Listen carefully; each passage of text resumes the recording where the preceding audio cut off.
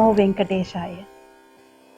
आज हम सर्वभूपाल वाहन पर आरूढ़ होकर मलयप्पा स्वामी भक्तों को दर्शन देते हुए देखने वाले हैं। इस संदर्भ में हम आज चर्चा करने वाले हैं सर्वभूपाल वाहन एवं मलयप्पा स्वामी के, जो इस संदर्भ में हमें बताने के लिए यहाँ उपस्थित हैं डॉक्टर IN चंद्रशेखर रेड्डी जी। नमस्कार गुरु जी। नमस्कार। नमस्कार। हमें सर्वभूपाल वाहन के बारे में, उनकी विशेषताओं के बारे में बताइए। श्री वेंकटेश्वर स्वामी के ब्रह्मोत्सव में विविध वाहनों में आरूढ़ होकर स्वामी के दर्शन करते हैं। अधिकांश वाहन जो है पशु पक्षी, ये वाहन ही अधिक होते हैं, जबकि ये अकेला ऐसा वाहन है। यहाँ पर सर्वभूपाल है, यानी मनुष्य है। मनुष्यों में क्षत्रिय राजा कहलाते हैं। वो जो है राजा होने के कारण, ब्रह्मांड नायक होने के कारण, उन सभी को जो है वास्तव में अपना वाहन बनाकर स्वामी हमें दर्शन देते हैं। ब्रह्म ने जब उनसे विनती की थी कि इस कलयुग में रहते हुए साधारण जनों के उद्धार करने के लिए विनती की थी, तो उस समय भूमंडल के सभी राजा वहां इकट्ठे हुए थे। ऐसा अवसर है, शायद ही कभी होता है। ये ऐसा अवसर है कि श्री वेंकटेश्वर जी का जब कल्याण हुआ था, उस कल्याण के संदर्भ में कुबेर से उन्होंने उधार लिया था। उस समय धरती के सारे राजा वहां इकट्ठा हुए थे। राजा ही नहीं, समस्त मुनि, समस्त महर्षि, समस्त देवतागण जो है उपस्थित होते हैं। ये आज भी विश्वास किया जाता है, जब तिरुमल पहाड़ पर ब्रह्मोत्सव होते हैं, उन ब्रह्मोत्सव में साधारण मनुष्य नहीं बल्कि समस्त देवता पधारते हैं। गरुड़ पट जब ध्वजारोहण के संदर्भ में गरुड़ पट फहराया जाता है, वो एक संकेत है, बल्कि एक आह्वान है। सभी लोगों को स्वागत करने का आह्वान है। ब्रह्म की ओर से होने के कारण ब्रह्मोत्सव कहा गया। ब्रह्म की आज्ञा से गरुड़ जो है सभी देवताओं के पास जाकर जो है आह्वान करते हैं, स्वागत करते हैं ब्रह्मोत्सव में भाग लेने के लिए। और उनमें राजा भी शामिल है। जितने सारे राज्य हैं, उन सारे राज्य जो है वहां पर उन राजाओं का आगमन होता है। उन सारे राजाओं के आगमन जब होता है, उनका सत्कार सम्मान करना चाहिए जी। श्री वेंकटेश्वर भगवान ने अपने विवाह के समय उन राजाओं के सत्कार करने के लिए, सम्मान करने के लिए कुबेर से उधार लिया। वास्तव में जब भी कोई विवाह होता है कि विवाह कराने वाले काफी पैसा खर्च करते हैं। उस खर्चे के लिए श्री वेंकटेश्वर स्वामी जो साक्षात श्री महाविष्णु है, उन्होंने उधार लिया। और यहाँ कहने का मतलब इतना ही है कि इतने सारे राजा लोग वहां इकट्ठा हुए थे कि उन राजाओं से जो है विनती करके कि ब्रह्म ने ब्रह्मोत्सव करना शुरू करवाया। इसके पहले की पृष्ठभूमि के बारे में बताना चाहिए। वास्तव में ये लोग मानते हैं वेंकटेश्वर अवतार जो विशेष अवतार है। जो ये कहा जाता है, जब कभी जो है अशांति फैलती है धरती पर, जब कभी जो है अधर्म फैलता है, उस समय धर्म की स्थापना के लिए श्री महाविष्णु पैदा होते हैं, अवतार लेते हैं। कहा जाता है यदा यदा ही धर्मस्य ग्लानिर्भवति भारत अभ्युत्थानम् अधर्मस्य तदात्मानं सृजामि। उसका जवाब भी स्वामी ने दिया, परित्राणाय साधूनां विनाशाय च दुष्कृतां धर्म संस्थापनार्थाय संभवामि युगे युगे। धर्म की स्थापना के लिए स्वामी बार बार पैदा होते हैं, बार बार अवतार लेते हैं जी। तो ये वास्तव में अवतार लेने का जो कार्य है, स्वामी निभाते हैं जी। यहाँ पर ब्रह्म की विनती पर जो है वेंकटेश्वर भगवान तो धरती पर आए, लेकिन धर्म की स्थापना, किस धर्म की स्थापना करनी कलयुग में, तो बहुत बड़ा सवाल है जी। बाकी युगों में हम देखते हैं अनेक राक्षस पैदा हुए थे, उन सबका संहार किया था स्वामी ने। त्रेता युग में रावण का संहार किया था, द्वापर में कंस का संहार किया था, और उसके पहले जो है नरसिंह अवतार में हिरण्यकश्यप का संहार किया था। लेकिन कलयुगी अवतार श्री वेंकटेश्वर भगवान किसका संहार करे? श्री वेंकटाचल महत्यम नाम से मातृश्री तरुगंड वेंगमांबा ने एक काव्य रचा। उस काव्य में जो है अनेक राजाओं का उल्लेख है।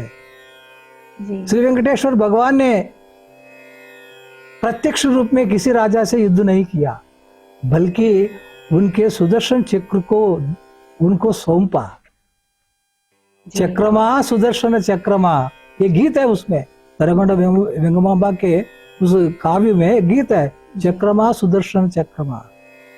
श्री वेंकटेश्वर भगवान का सुदर्शन चक्र सारे राजाओं को, ऐसे राजाओं जो दुष्ट राजा है, जी साधु संतों के कार्यों में विघ्न डालने वाले जो है राजा है, उन राजाओं का संहार करने के लिए वो चक्र जो है जाकर उन सबका जो है नाश किया। अच्छा। उन राजाओं को मारने के बाद जो है ये कल्याण संपन्न हुआ, विवाह जो है संपन्न हुआ, उसमें सारे राजा लोग आए। अब देखिए ब्रह्मोत्सवों का अंतिम समापन जो है चक्र स्नान के साथ होता है। जी मलयप्पा स्वामी का कोई अवभृत स्नान नहीं कराया जाता है, बल्कि चक्र का स्नान कराया जाता है, वो उसका प्रतीक है। कलयुग में वास्तव में सुदर्शन चक्र ही साक्षात श्री महाविष्णु, श्री महाविष्णु के द्वारा जो कार्य संपन्न होना है वे सभी कार्य चक्र ने किया। तरगंड वेंगमांबा ने सचमुच ही ये अद्भुत जो है एक ये विचार प्रकट किया कि चक्र के द्वारा ही कलयुग हमारे अंदर का मानसिक जो रोग है, जी जलन है, ईर्ष्या है, द्वेष है, काम क्रोध मद मात्सर्य आदि जो गुण है, उन सबको मारने वाला और कोई नहीं बल्कि चक्र है।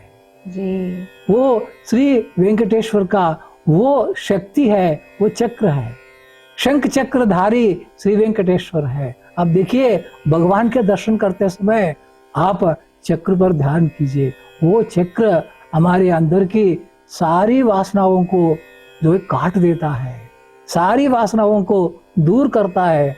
हमें अहंकार है, अहंकार को दूर करता है। हमें द्वेष है, द्वेष को दूर करता है। जब लोग जो विश्वास करते हैं, काशी यात्रा करते हैं, काशी में अपने प्रिय पदार्थ को छोड़कर आते हैं। जी मैं ये कहता हूं कि प्रत्येक बार हम तिरुमल पहाड़ के श्री वेंकटेश्वर के दर्शन करने जाते हैं, एक ऐसे मनोभाव को छोड़कर आना है।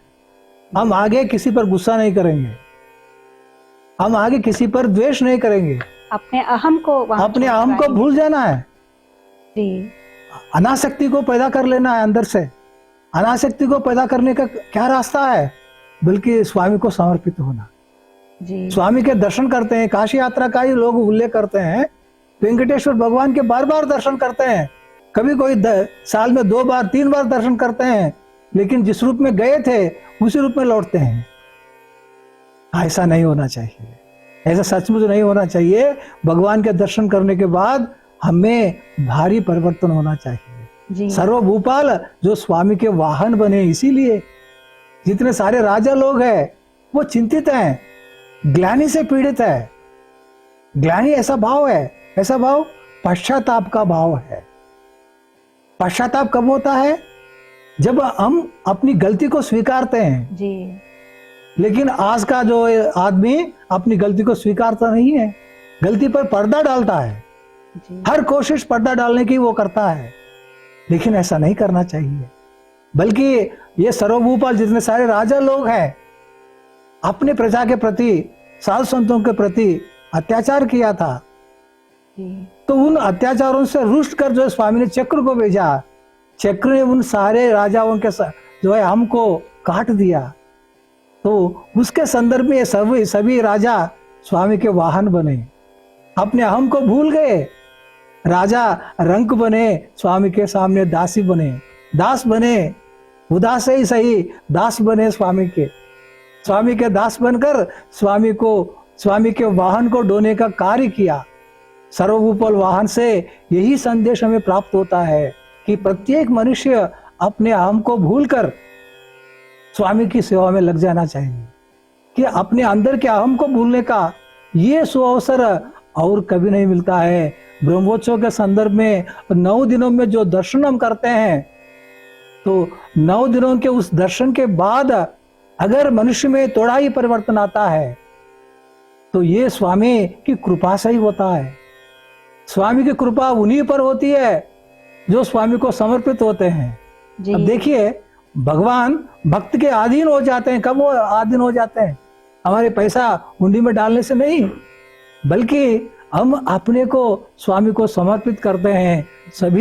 तभी जो है स्वामी की कृपा हम पर जो बनी रहती है। कृपा होती है, जब कृपा होती है स्वामी के आशीर्वाद प्राप्त होते हैं। ये कलयुग में सिर्फ वेंकटेश्वर भगवान के द्वारा ही संभव है जी।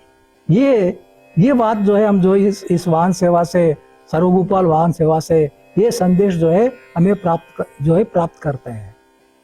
सर्वभूपाल वाहन जिस पर आरूढ़ होकर मलयप्पा स्वामी भक्तों को दर्शन देने वाले हैं कुछ ही देर में, उस सर्वभूपाल वाहन के बारे में और मलयप्पा स्वामी के बारे में हमने बहुत ही सुंदर विचार IN चंद्रशेखर रेड्डी जी से सुने हैं।